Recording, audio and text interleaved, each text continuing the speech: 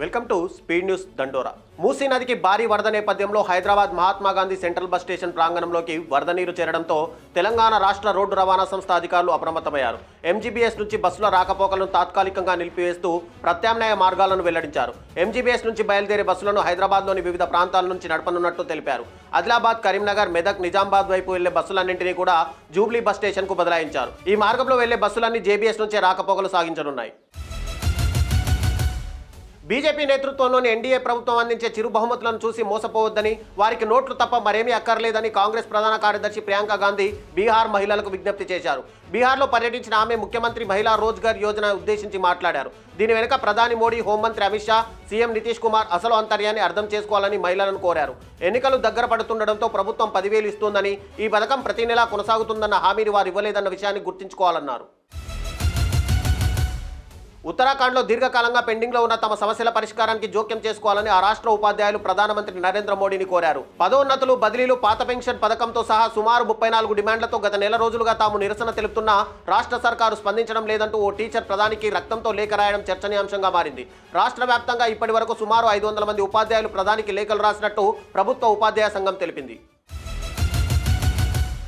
తెలంగాణ రాష్ట్ర ప్రభుత్వం భారీగా ఐఏఎస్, ఐపీఎస్ అధికారులను బదిలీ చేసింది. ఈ నేపథ్యంలో హైదరాబాద్ పోలీస్ కమిషనర్గా వీసీ సజ్జనార్ నియమితులయ్యారు. ఆయనకు సిటీ కమిషనర్గా నియమిస్తూ ప్రభుత్వం ఉత్తర్వులు జారీ చేసింది. అలాగే హోంశాఖ ప్రధాన కార్యదర్శిగా సివి ఆనంద్ నియామకమయ్యారు. విజిలెన్స్ అండ్ ఎన్ఫోర్స్మెంట్ డీజీగా షియా ఘోషల్ బాధ్యతలు చేపట్టనున్నారు.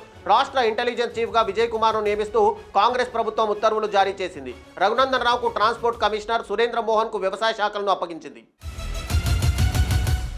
విశాఖ ఐటీ హబ్గా మారుతుందని ముఖ్యమంత్రి చంద్రబాబు తెలిపారు. విశాఖకు గూగుల్, టీసీఎస్, కాగ్నిజెంట్, యాక్సెంచర్ కంపెనీలు వస్తున్నాయని చెప్పారు. కూటమి ప్రభుత్వం వచ్చాక 6.23 లక్షల కోట్ల పెట్టుబడులు వచ్చాయని, 125 కంపెనీలు వచ్చాయని పేర్కొన్నారు. రాష్ట్రంలో లక్షల ఉద్యోగాలు వస్తున్నాయని సీఎం చెప్పుకొచ్చారు. పర్యాటక ప్రాజెక్టులకు ఎక్కువ ప్రాధాన్యత ఇస్తున్నామన్నారు. ప్రస్తుతం రాష్ట్రంలో అన్ని జలాశయాలు నిండుగా ఉన్నాయన్నారు. టెంపుల్ టూరిజంకు 8 నుంచి 20% పెంచాలనేదే లక్ష్యమని, పర్యాటకంలో ఇంకా 50,000 గదులు రావాలన్నారు. తెలంగాణ రాష్ట్రంలో భారీ వర్షాలు, వరదలు పోటెత్తాయి. దీంతో జంట జలాశయాలు భారీగా వరద పెరగడంతో ప్రాజెక్టుల గేట్లు తెరవడంతో మూసీ నదికి వరద నీటి ప్రవాహం పెరగడంపై ముఖ్యమంత్రి రేవంత్ రెడ్డి పరిస్థితిని సమీక్షించారు. లోతట్టు ప్రాంతాల ప్రజలను ముంపు నుంచి రక్షించేందుకు తగిన జాగ్రత్తలు తీసుకోవాలని, అవసరమైతే పునరావాస వసతులు ఏర్పాటు చేయాలని అధికారులను ఆదేశించారు. అర్ధరాత్రి ఎంజీబీఎస్ బస్టాండ్ చుట్టూ నీళ్లు రావడంతో అక్కడ ఉన్న ప్రయాణికులను సురక్షితంగా బయటకు తీసుకురావడానికి చేపట్టిన సహాయక చర్యలను సీఎం రేవంత్ రెడ్డి ఆరా తీశారు. గాజాలో కొనసాగుతున్న యుద్ధాన్ని ముగించేందుకు ఒక కీలక ఒప్పందం త్వరలోనే కుదరబోతుందని అమెరికా అధ్యక్షుడు డొనాల్డ్ ట్రంప్ వెల్లడించారు. బందీలను తిరిగి తీసుకురావడం, యుద్ధానికి ముగింపు పెట్టడం వంటి అంశాలు ఈ ఒప్పందంలో భాగంగా ఉంటాయని తెలిపారు.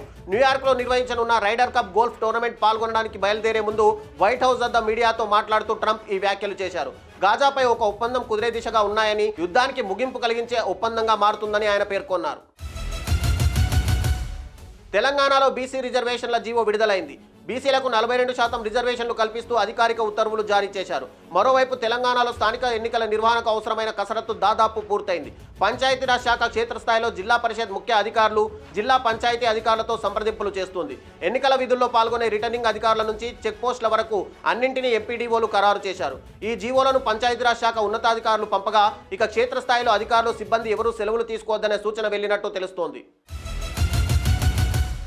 ఉన్నత విద్యారంగంలో మౌలిక సదుపాయాలు, పాలనను పెంపొందించడానికి రాష్ట్ర ప్రభుత్వం సంస్కరణలను వేగవంతం చేస్తుందని, పాలిటెక్నిక్ కళాశాలలు మరియు విశ్వవిద్యాలయాలపై ప్రత్యేక దృష్టి సారిస్తోందని విద్యాశాఖ మంత్రి నారా లోకేష్ అన్నారు. ప్రస్తుతం జరుగుతున్న అసెంబ్లీ సమావేశంలో ప్రభుత్వ ప్రణాళికలను మంత్రి వివరించారు. మౌలిక సదుపాయాల లోటు, కోర్సు ఔచిత్యాన్ని, పరిపాలన పారదర్శకతను ప్రభుత్వం పరిష్కరిస్తుందని చెప్పారు. చట్టపరమైన అడ్డంకుల కారణంగా ఖాళీగా ఉన్న 3,282 విశ్వవిద్యాలయ పోస్టులను భర్తీ చేయడానికి 100 రోజుల కార్యాచరణ ప్రణాళికను కూడా ఆయన సభకు తెలియజేశారు. ఆసియా కప్లో ఆదివారం పాకిస్తాన్తో భారత్ ఫైనల్లో తలబడుతుంది.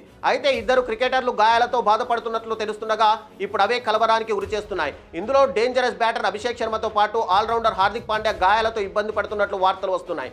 ఆసియా కప్ సూపర్ 4 దశలో శ్రీలంకతో టీమిండియా చివరి మ్యాచ్ ఆడేసింది. అందులో విజయం సాధించింది. అభిషేక్, పాండ్యా దూరమైతే జట్టుకు ఇబ్బందిగా మారే ప్రమాదం లేకపోలేదు. అయితే ఇప్పటికైతే పెద్ద సమస్య కాదని బౌలింగ్ కోచ్ మోర్ని మార్కెల్ చెప్పడంతో అంతా ఊపిరి పీల్చుకున్నారు. కానీ శనివారం వారి ఫిట్నెస్ పై ఓ అంచనాకు వస్తామని వ్యాఖ్యానించారు. ఇవి ఇప్పటి వరకు ఉన్న స్పీడ్ న్యూస్ దండోరా విశేషాలు. మరిన్ని వార్తల కోసం చూస్తూనే ఉండండి అభినవ్ భారత్.